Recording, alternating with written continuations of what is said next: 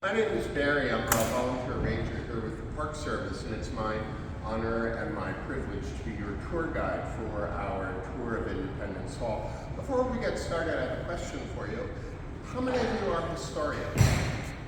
Okay. All right. So feel free to shout out and yell out if I say something that you don't agree with, or you have an opinion on something. Okay. So Independence Hall doesn't start out as Independence Hall. It's actually built to be the Capitol building of the colony of Pennsylvania. And it's built over about 20 years.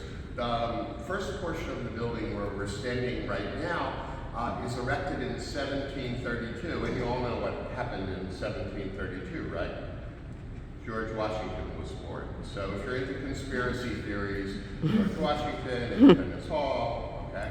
Well, anyway, the two small buildings on either side, the East Wing and the West Wing, are erected in 1735. And then in about 1751, the colony will erect the bell tower on the side of the building.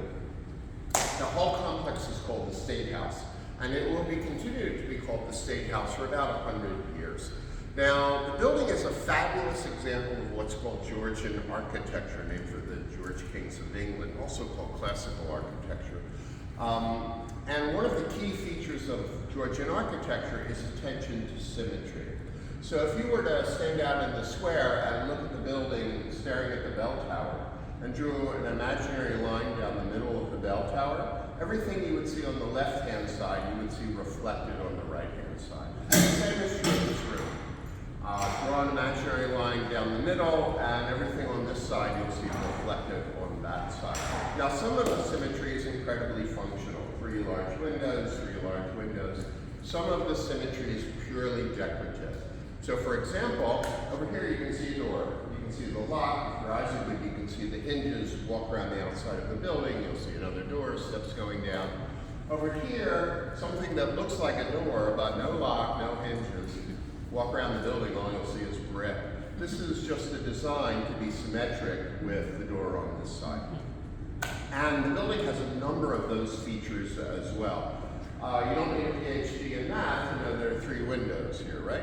Except walk across the street, turn around, look back at the front of this building, and you'll see 4 windows across the front of this room.